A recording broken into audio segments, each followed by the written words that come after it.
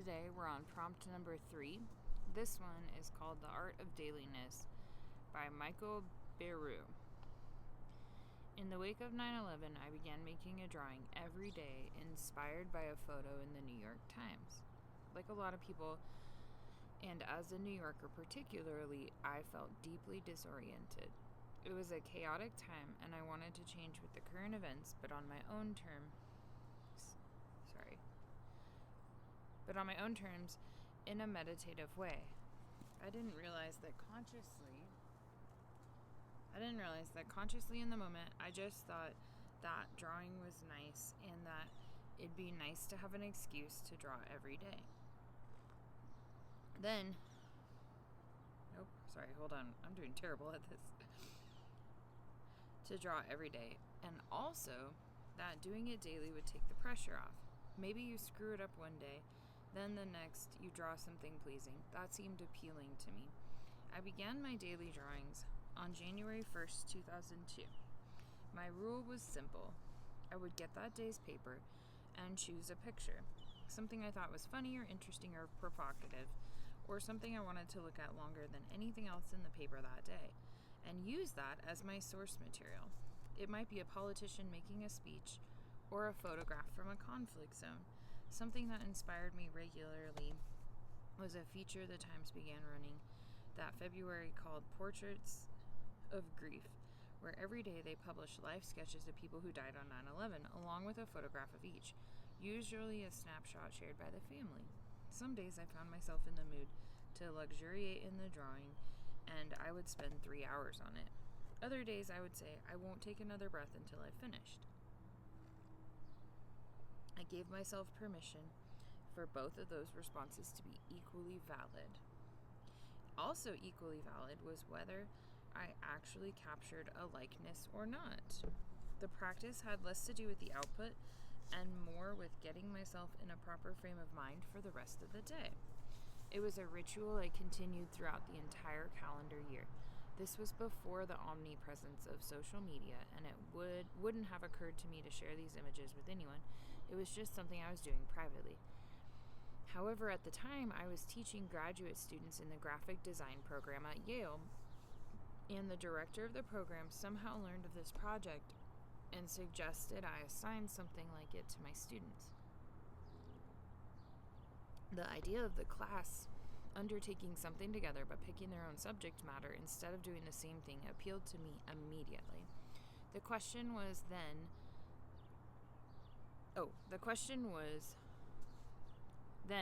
of what duration.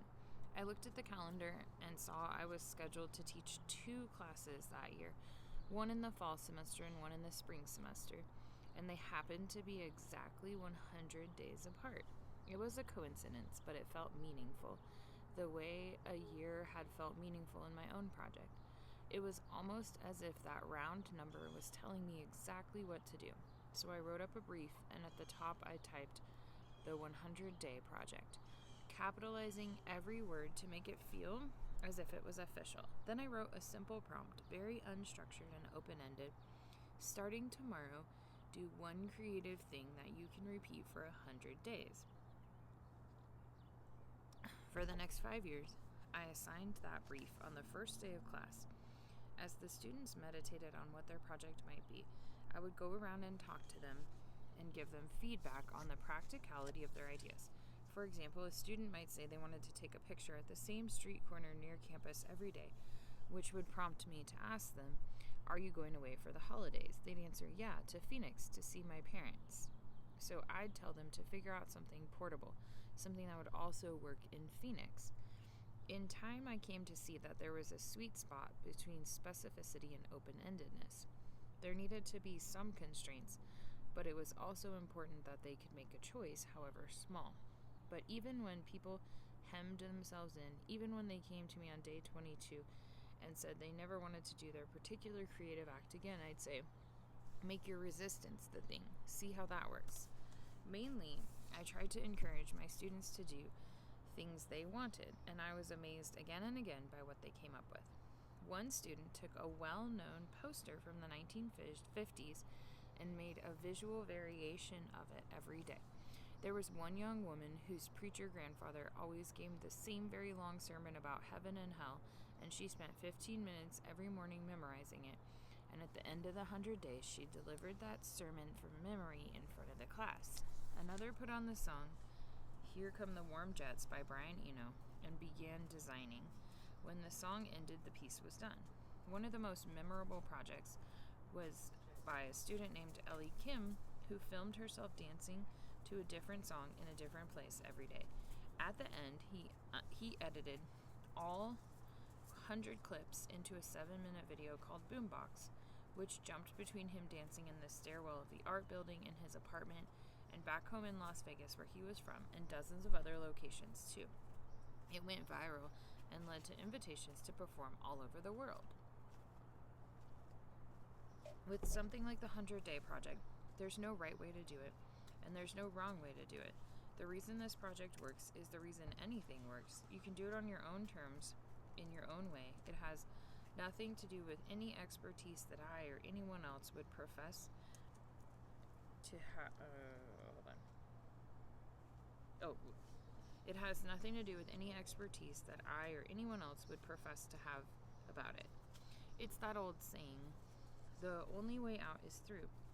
You somehow have to work your way through the whole thing, and even if you hate 95% of the things you did, if you've made it to 100 days, congratulations, that's amazing in and of itself.